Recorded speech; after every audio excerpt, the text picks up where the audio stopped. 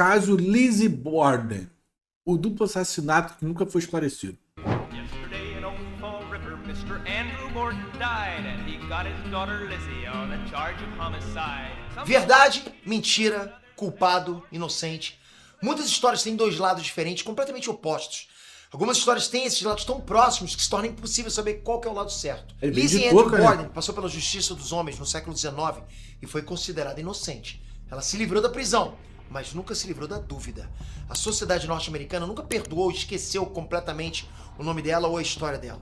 130 anos depois do crime, ninguém pode bater o martelo e dizer o que realmente aconteceu naquele dia. Esse é um caso diferente, um caso com dois lados, e é você que vai decidir no que você vai acreditar. Esse é o caso real de Lizzie Borden. Eu vou decidir? Então vambora. Vambora. Salve Danilo, salve Castro. Fala pessoal, Peter aqui. Lizzie Borden pegou um machado. And gave her mother 40 whacks. And when the job was nicely done, she gave her father 41. Para nós brasileiros, esse poema não significa nada. Para os americanos, esse é um poema que sobreviveu por mais de um século, de autor desconhecido. Virou musiquinha, né? Virou uma obsessão. E esse poema simboliza muito bem o que aconteceu naquele momento. Por quê? Porque o poema já nasce errado, já nasce com uma informação falsa. Não foram 81 golpes de machado que levaram a vida de dois idosos na pacata cidade de Fall River, no estado de Massachusetts, no ano de 1892. Ih, rapaz, lá é perto de Boston, né?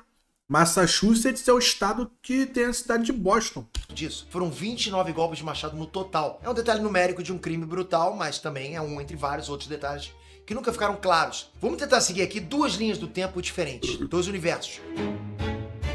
Num desses universos, Lizzie Borden assassinou o próprio pai e a madrasta com golpes de machadinha. Em outro universo, Lizzie Borden não tem culpa de nada e o verdadeiro assassino nunca foi julgado por esse crime. E aí eu pergunto pra você, em qual universo a gente tá vivendo? A gente vai falar sobre isso agora e eu queria convidar vocês a se inscreverem nesse canal. Aqui ele tá pensando que ele é o... Aquele lá, o criador da Marvel, né? Pra criar... Nós só vivemos um universo só, bonitão. Esse de 4 de agosto de 1892, quinta-feira, o empresário Andrew Borden foi encontrado morto com 11 golpes de machadinha na sala principal da própria casa dele. A esposa dele, Abby Durfee Gray, foi encontrada morta com 18 golpes de machadinha no andar de cima, dentro do quarto de hóspede. O que realmente aconteceu? Andrew Borden começou de baixo, mas construiu uma fortuna acumulada avaliada em $300 mil na época. Esse valor, olha, ajustado pela inflação, seria algo em torno de $10 milhões hoje. Por uma cidade pequena como aquela, o Andrew Borden tinha uma posição privilegiada. Essa fortuna pode ter gerado problemas, tanto fora quanto dentro de casa. Então, a partir desse ponto, a gente vai entrar numa das versões da história. A partir desse ponto, todos os sinais apontam Lizzie Borden como assassina. Tá. Andrew Borden era conhecido na comunidade dele como uma pessoa com personalidade difícil e um homem que criou os filhos com o mínimo necessário. A casa dele não tinha encanamento, um luxo que era comum inclusive nas casas de pessoas bem-sucedidas da região. Andrew Borden também escolheu morar num bairro mais econômico. Em contrapartida, Andrew Borden não economizava recursos quando o assunto era a segunda esposa dele, Abby Gray. Abby entrou naquela família só 3 anos depois da morte da primeira esposa. Caralho, o homem tomou o famoso chá, mané. Tomou aquele. O Andrew, e teria chegado dominando o ambiente. Abby então teria batido de frente com Lisa e Emma, as filhas do Andrew. O embate maior seria com a Lizzie. Lizzie estava convencida de que Abby tinha se casado com o pai por dinheiro, e ela insistia em chamar a mulher como Senhora Borden, nunca como Abby, nunca como mãe, né? Para Lizzie, Abby era a Senhora Borden e o tratamento entre as duas seria frio, né? Para dizer o mínimo. A casa tinha uma empregada residente chamada Bridget Sullivan, que seria uma das principais testemunhas do crime. Bridget testemunhou que nunca viu Lizzie e Abby sentados na mesma mesa para almoçar ou para jantar. O clima dentro daquela casa seria estranho. Em maio daquele ano, Andrew Borden pegou uma machadinha e matou dezenas e dezenas de pombos que estavam vivendo no galpão atrás da casa. Andrew teria afirmado que traziam doenças. Aqueles pombos pertenciam a Lizzie, que tinha montado um viveiro para as aves no galpão. Aí o clima dentro daquela casa azedou ainda mais. Lizzie e Emma teriam saído de casa em junho por causa de uma discussão e voltado só semanas antes do crime. Que discussões? Disputa de propriedade. Andrew Borden era generoso em distribuir imóveis. Mas ninguém queria trabalhar, né? Todo mundo só queria herder a herança do coroa, né? E também não valia o pau que chupava. Terrenos para familiares da esposa. As filhas exigiram e conseguiram a posse da casa onde a família tinha morado antes, né? até a morte da mãe. O clima na residência atual dos Borden era de desconfiança e cobiça. É nesse contexto que Andrew Borden recebe a visita de John Morse na véspera do assassinato. John Morse era irmão da falecida primeira esposa do Andrew. Ele era o tio materno da Lizzie. Aqui eu já tô John perdido. estava ali para discutir justamente o destino dos negócios da família. John Morse ficou no quarto de hóspede e foi embora no dia seguinte, literalmente 1 hora antes dos crimes acontecerem. 9 da manhã, Andrew Borden sai para dar uma volta pela cidade. É a caminhada dele matinal, sempre fazia isso. É mais ou menos nesse momento que Abby Gray sobe para o segundo andar, para o quarto de hóspedes, para arrumar a cama. É mais ou menos nesse momento que Abby Gray encontra Lizzie Borden no quarto, com uma machadinha na mão. As duas se olham cara a cara. Lizzie acerta o rosto da madrasta pela lateral. Abby Gray tinha 64 anos de idade e desaba ali mesmo. Ela não se move mais. Lizzie acerta a madrasta mais uma vez com a machadinha. E outra vez. E outra vez. Confirmação, né?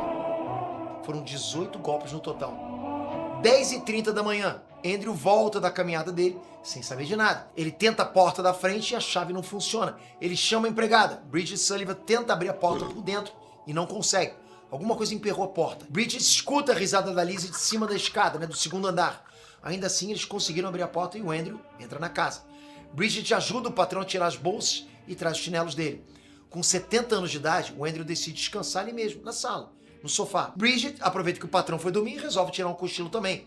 Era tipo 11 da manhã, mas ela estava desde cedo limpando as janelas da casa pelo lado de fora. Lizzie desce do segundo andar ainda com a machadinha na mão. O pai não teve chance de acordar. O primeiro golpe acerta exatamente na altura de um dos olhos. A perícia confirmou. O olho foi partido no meio enquanto ainda estava fechado. Lizzie acerta Tá uma, maluco. 2, 3, 4, 11 vezes. O rosto do pai fica completamente desfigurado. Não existe mais rosto, pô. Lizzie esconde a arma do crime, limpa o sangue do chão, limpa o sangue de si mesma e grita pela empregada. Bridget, vem agora! Entraram aqui e mataram meu pai. A empregada corre e encontra o corpo do patrão ainda pingando sangue das feridas. O corpo da Abby Gray foi encontrado depois pela polícia. Os policiais que começaram a investigação contam que a Lizzie Borden estava muito calma e distante. Não parecia que ela tinha passado pelo trauma de um crime tão brutal. Uma revista na residência encontrou 2 machadinhas e 2 machados no porão, além de uma cabeça de machadinha com cabo quebrado, como se uma força muito grande tivesse partido do lugar de segurar a ferramenta. Era a arma do crime. No dia seguinte, a polícia já trabalhava com a hipótese de que a Lizzie Borden era culpada. Uma amiga da família tinha visto Lizzie rasgando um vestido azul e jogando os pedaços no forno da cozinha para queimar. Era o vestido usado no crime. Era destruição de prova. E para complicar ainda mais, um farmacêutico da cidade contou para a polícia que a Lizzie tinha tentado comprar uma pequena quantidade de ácido prússico um dia antes do crime. Ácido prússico isso? era uma substância extremamente venenosa. A polícia tinha, então, a motivação bem clara. Tinha Era arma do tipo que o chumbinho da época, né? crime, tinha destruição de provas e até uma tentativa anterior de cometer o mesmo crime. No interrogatório, Lizzie Borden deu respostas vagas e contraditórias quase o tempo todo. A narrativa não estava batendo. Era um caso encerrado. Era só uma questão de levar a assassina aos tribunais e condenar. Só que não.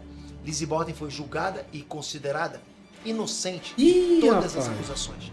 Ela saiu do tribunal aliviada e falou com os repórteres: "Eu sou a mulher mais feliz do mundo." Caralho, herdou a porra toda, né? Caralho, mano. O pai dela não valia o pau que chupava. Botava ela pra comer só o bagaço da laranja, filho. Coroa foi embora, deixou-lhe a herança, filho. E ela ainda foi inocentada? Aconteceu. Ou melhor, o que não aconteceu? A partir desse ponto Caralho. agora, a gente vai entrar numa outra versão da história, ok? A partir desse ponto, todos os sinais apontam Lizzie Borden como inocente. Tá. Qual o outro Lizzie lado? Borden era conhecido na comunidade como uma pessoa com personalidade difícil e um homem que tinha inimigos. Dias antes dos assassinatos, todos na casa Borden passaram mal de forma violenta. Todos. Foi a própria Abby Gray que admitiu para os amigos que eles poderiam ter sido vítimas de envenenamento, uma vez que o marido era uma pessoa problemática. Ninguém naquela casa teve consequências mais graves e a família acabou se convencendo de que tinha sido comida estragada. Mesmo assim, a primeira dúvida ficou no ar. Esse era o clima em Fall River. Era um clima tão ruim que Lizzie Borden conversou com o tio dela sobre isso. O mesmo John Morse que passou a noite anterior no quarto de hóspede. Lizzie contou pro tio, abre aspas, "Tenho medo de que algo aconteça." Bem antes do crime, Lizzie falou que gostaria de poder dormir com um olho fechado e outro aberto. Lizzie tinha medo de que alguém pudesse incendiar a casa ou machucar o pai dela, Caralho. porque ele era muito grosseiro com as outras pessoas. E dentro da casa, a mesma Bridget Sullivan, que testemunhou que nunca viu Lizzie e Abby sentadas na mesma mesa para almoçar e para jantar, também deu um depoimento diante dos tribunais de que nunca tinha visto sinais de um relacionamento ruim entre as duas. Madrasta e enteada sempre conversavam entre si e tudo estava agradável. Palavras da empregada que trabalhou naquela casa nos últimos 2 anos, ok? Tudo estava agradável. Emma, a irmã da Lizzie, também testemunhou que Lizzie e o pai tinham um bom relacionamento. Seria fofoca da vizinhança, sabe, intriga da família da Abby Gray? 2 testemunhas da defesa alegaram que viram um homem estranho, né, rondando a casa da família Borden justamente na véspera dos crimes. Eram 11 horas da noite, um horário muito estranho para alguém estar de bobeira na rua. É nesse contexto que a gente volta para amanhã do dia 4 de agosto. O jornal local Fall River Herald publica que o Andrew Borden recebeu a visita de um trabalhador português não identificado. Esse homem teria ido bem cedo na residência dos Borden cobrar salários atrasados. Andrew teria dito que não tinha dinheiro em casa e teria mandado o funcionário voltar numa outra hora. 9 da manhã, Andrew Borden sai para dar uma volta pela cidade. É a caminhada matinal dele, ele faz sempre. É mais ou menos nesse momento que um homem desconhecido invade a casa em busca de vingança. Ele sobe para o 2º andar e encontra a Abby Gray. Esse homem acerta a cabeça da Abby Gray pelas costas com uma machadinha.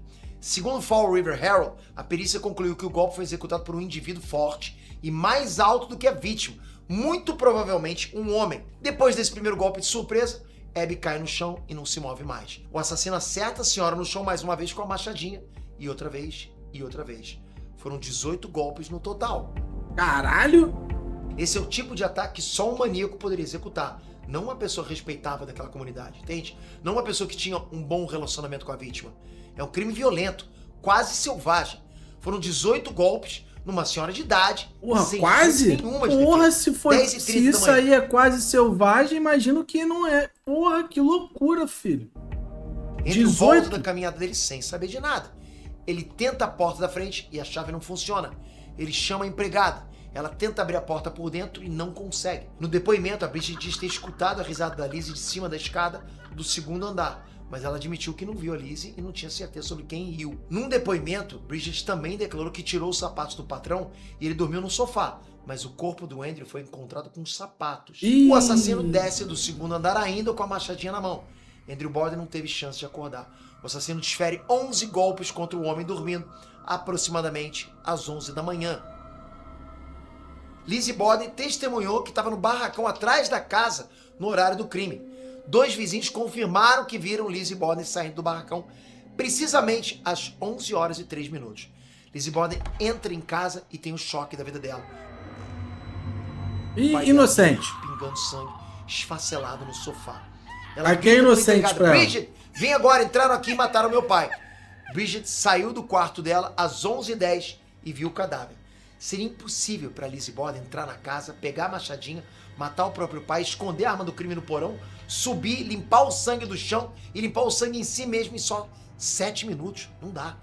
A cronologia dos fatos não bate. Nós temos certeza de que Lizzie Borden saiu do galpão às 11h03. E nós temos a certeza de que Bridget foi acordada às 11h10.